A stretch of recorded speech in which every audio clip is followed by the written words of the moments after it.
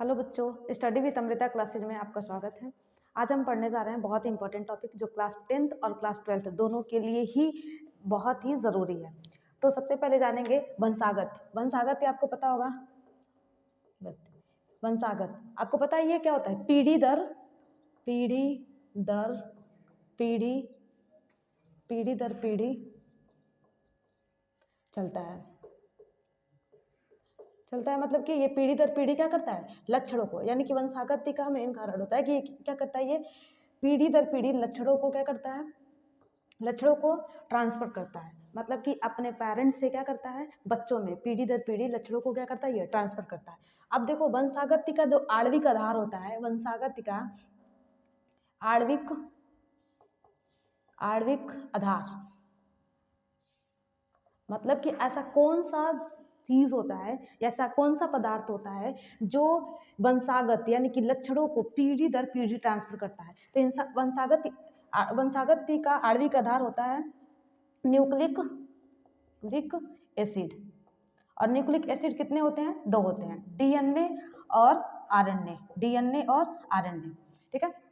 DNA और RNA कहाँ पाए जाते हैं? तो डीएनए पाया जाता है केंद्रक के अंदर और आरएनए पाया जाता है साइटोप्लाज्म यानी कि कोशिका का द्रव्य। ठीक है, कोशिका द्रव्य में पाया जाता है। आगे हम लोग पूरा डिटेल इसके बारे में पढ़ेंगे, डीएनए के बारे में पढ़ेंगे। मैंने आपको क्या बताया कि जो वंशागत होती है, वंशागत पीढ़ी दर पीढ़ी चलता रहता है, मतलब पीढ़ी दर पीढ़ी लक्षणों को लेकर क्या करता रहता है? ट्रांसफर करता रहता है। और वंशागत का जो आणविक आधार होता है वो न्यूक्लिक एसिड होता है। न्यूक्लिक एसिड 2 प्रकार का होता है, डीएनए और आरएनए। ठीक है, आगे हम पढ़ेंगे डीएनए के बारे में। डीएनए तो डीएनए क्या होता है? डीएनए एक बहुलक होता है। बहुलक यानी कि जीनों का क्या होता है? ये बहुलक होता है। जीनों का ऐसे कह लेंगे, जीनों का क्या होता है? बहुलक होता है। ठीक है। डीएनए का खोज सबसे पहले किसने किया था? तो फ्रेडरिक मिस्चर सर ने 1869 में किया था। 1869 में किया था। और ये क्या थे? एक रसायन शास्त्री थे। ये क्या था? एक रसायन शास्त्री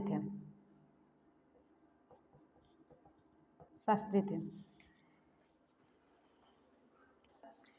फ्रेडरिक मिस्टर ने किया था और ये क्या थे? एक रसायन शास्त्री थे। डीएनए इन्होंने डीएनए की अम्लीय प्रवृत्ति के कारण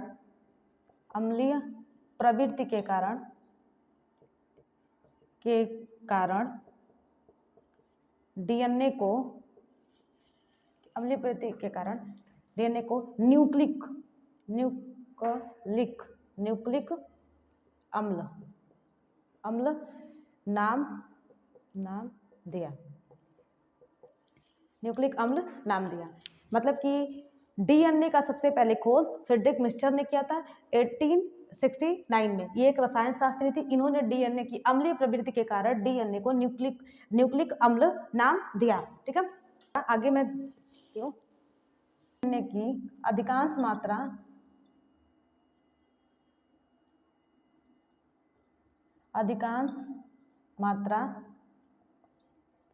केंद्रक में पाया जाता है।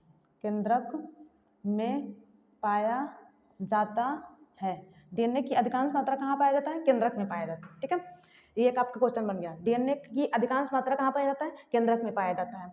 डीएनए और कहाँ पाया जाता है? तो डीएनए माइटोकॉन्ड्रिया में पाया जाता है। माइटोकॉन्ड्रिया तथा हरित लवक में भी पाया जाता है। हरित लवक में भी पाया जाता है। हरित लवक में भी पाया जाता है।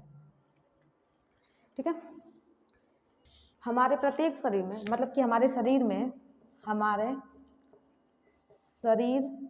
में डीएनए लगभग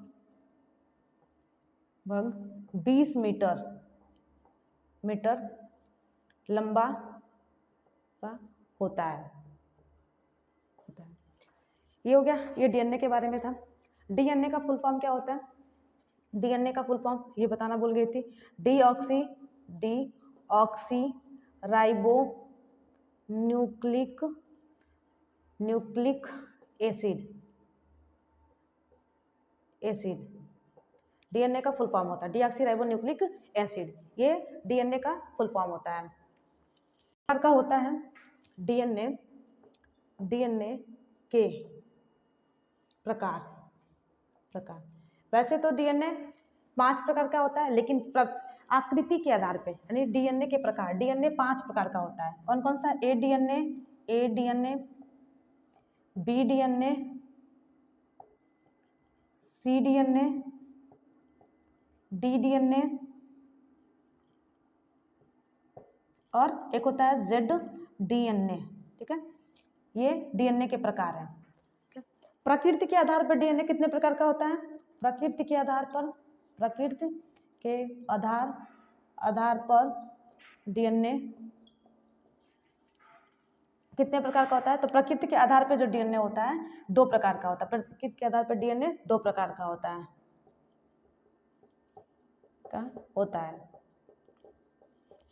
पहला होता है रेखाकार डीएनए और दूसरा होता है वृत्ताकार डीएनए।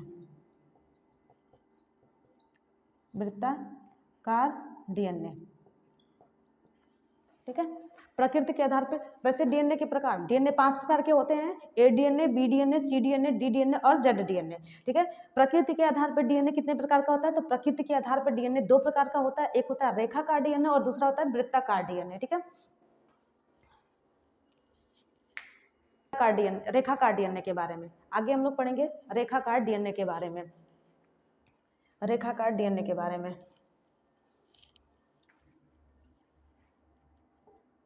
रेखाकार डीएनए ये क्या होता है? तो रेखाकार डीएनए ऐसे लिखेंगे, ये डीएनए यूकैरियोटिक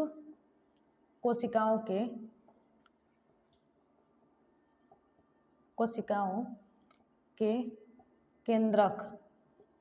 केंद्रक में पाया जाता है। वृत्ताकार डीएनए के बारे में, वृत्ताकार डीएनए कैसा होता है? वृत्ताकार डीएनए ये डीएनए प्रोकैरियोटिक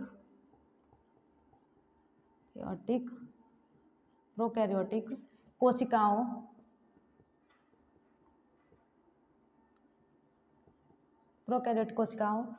तथा विषाणु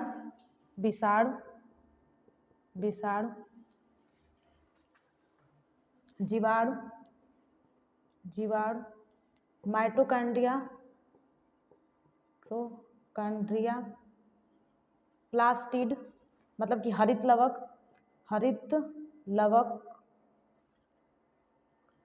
लवक में पाया जाता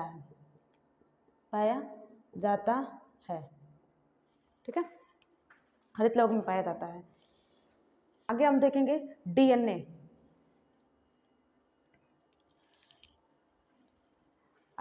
इसके बारे में, डीएनए किससे बना होता है? डीएनए में कौन सा प्रोटीन पाया जाता है? डीएनए में हिस्टोन प्रोटीन पाया जाता है। डीएनए में कौन सा प्रोटीन पाया जाता है? तो हिस्टोन प्रोटीन पाया जाता है। डीएनए, फिर डीएनए के बारे में और जानेंगे।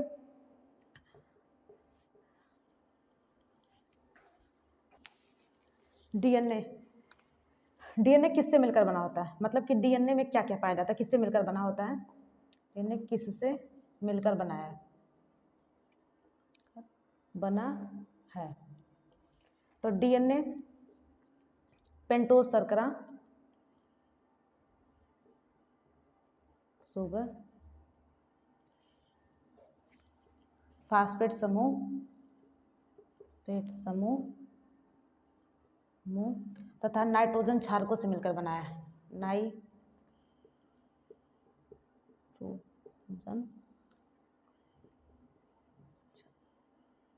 को से मिलकर बना है।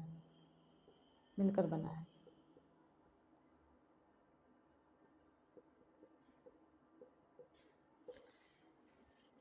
डीएनए किससे मिलकर बना है? तो पेंटोज शुगर से, मतलब कि 5 कार्बन से, फास्फेट समूह से और नाइट्रोजन क्षारकों से मिलकर बना होता है। नाइट्रोजन क्षारक कितने होते हैं? अब आगे देखते हैं हम लोग नाइट्रोजन क्षारक कितने होते हैं। नाइट्रोजन क्षारक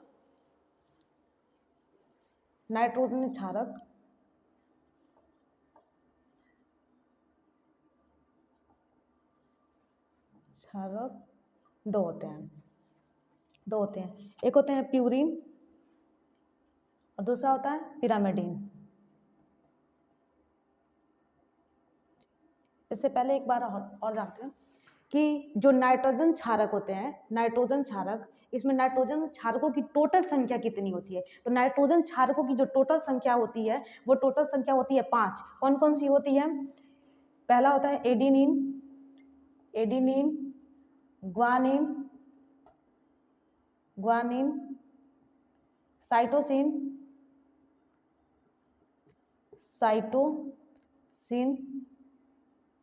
थाइमिन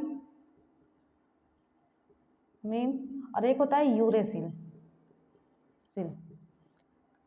टोटल नाइट्रोजन क्षारकों की संख्या होती है 5, लेकिन इसको एडिनिन को ए से, ग्वानिन को जी से, साइटोसिन को सी से, थाइमिन को टी से और यूरेसिल को यू से रिप्रेजेंट करते हैं।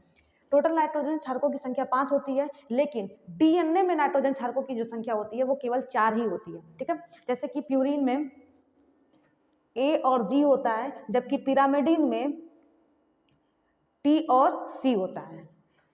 मतलब कि प्यूरिन में ए और जी होता है और पिरामिडिन में टी और सी होता है, यानी कि एडिनिन और ग्वानिन होता है और पिरामिडिन में क्या होता है? थाइमिन और साइटोसिन होता है। इसमें यूरेसिल नहीं होता है। ठीक है, यूरेसिल नहीं होता है। अब देखिए डीएनए का क्या है? डीएनए का क्या है? डीएनए का जब स्टैंड बनता है, डीएनए का स्टैंड के बारे में आगे आपको बताएंगे। मतलब कि हमेशा एक ट्रिक होता है कि एडिनिन हमेशा थाइमिन से डबल बॉन्ड से, जबकि ग्वानिन हमेशा ट्रिपल बॉन्ड से साइटोसिन से जुड़ा रहता है। एडिनिन हमेशा डबल बॉन्ड थाइमिन से जुड़ा होता है और ग्वानिन हमेशा ट्रिपल बॉन्ड साइटोसिन से जुड़ा होता है। और इन दोनों के बीच की जो बांड होती है उसे हम लोग हाइड्रोजन बांड कहते हैं। ठीक है, डीएनए। अब देखिए जो डीएनए का आकार होता है वो कैसा होता है? ये मतलब प्यूरिन और पिरामिडिन मैंने बता दिया कि तो प्यूरिन हमेशा किससे जुड़ता है? एक प्यूरिन का क्षार और एक पिरामिडिन का क्षार, दोनों आपस में मिलकर जुड़ते हैं। जब डीएनए का वाटसन और क्रिक मॉडल जब पढ़ा जाएगा तो वहाँ पे मैं बताऊंगी कि ये कैसे जुड़ते हैं, ये इसका मतलब क्या होता है। ठीक है, तो अभी मैं बताती हूँ आपको डीएनए का संरचना, रासायनिक संरचना कैसे होता है। तो डीएनए का रासायनिक संरचना, तो डीएनए का रासायनिक संरचना होता है। देखिए इसमें 5 कार्बन होते हैं। यहाँ से गिनना स्टार्ट करते हैं, 1 2 3 4 और 5 कार्बन होते हैं। पेंटोज शुगर होता है। जब वाटसन और क्रिक मॉडल डीएनए आप पढ़ेंगे तो सारी चीजें उसमें दिखाई जाएंगे कि क्या होते हैं। एक और चीज पूछता है यहाँ पे कि डीएनए में जो OH समूह होता है वो किस कार्बन पे जुड़ा होता है। तो डीएनए में OH जो ग्रुप होता है वो तीसरे कार्बन पे जुड़ा होता है। ठीक है, ये थोड़ा सा आरएनए से अलग है। यहाँ पे ये चीज आरएनए से अलग आपको करता है। कार्य, डीएनए के कार्य, पहला यह आनुवंशिक सूचनाओं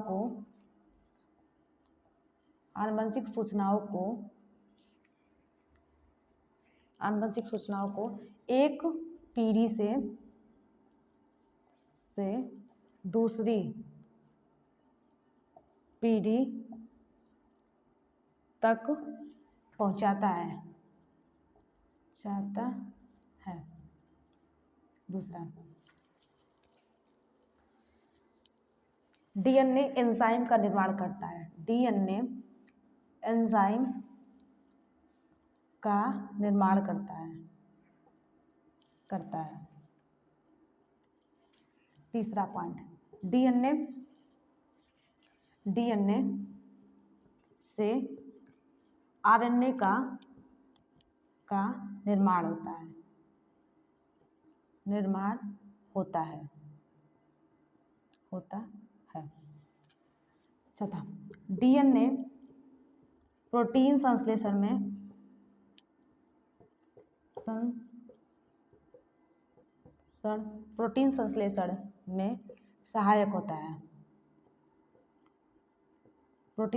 में सहायक होता है। डीएनए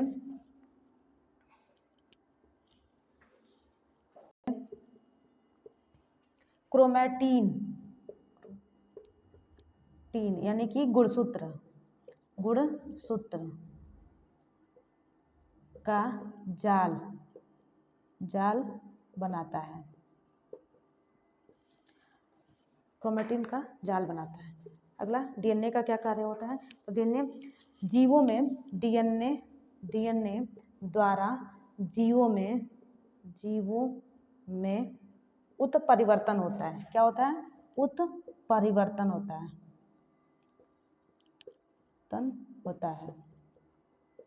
उत्परिवर्तन होता है। तो ये रहा डीएनए का कार्य। ठीक है, पहला एक बार वापस से पढ़ देते हैं। डीएनए मतलब यह क्या करता है? आनुवंशिक सूचनाओं को एक पीढ़ी से दूसरे पीढ़ी में ट्रांसफर करता है। एक आनुवंशिक सूचनाओं को क्या करता है? एक पीढ़ी से दूसरी पीढ़ी में ट्रांसफर करता है। दूसरा, डीएनए एंजाइम का निर्माण करता है। अगला, डीएनए से आरएनए का निर्माण होता है। अगला है, डीएनए प्रोटीन संश्लेषण में सहायक होता है। अगला है, डीएनए क्रोमैटिन यानी कि गुणसूत्र का जाल बनाता है। डीएनए द्वारा जीवों में उत्परिवर्तन होता है। उत्परिवर्तन का मतलब क्या होता है? यहाँ हम जानेंगे। उत्परिवर्तन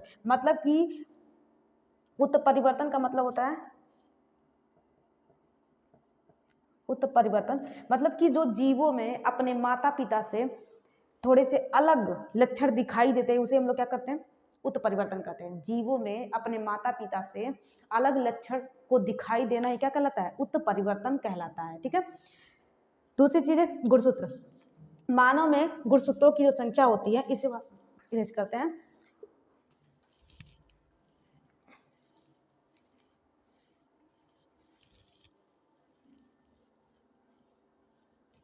मानव में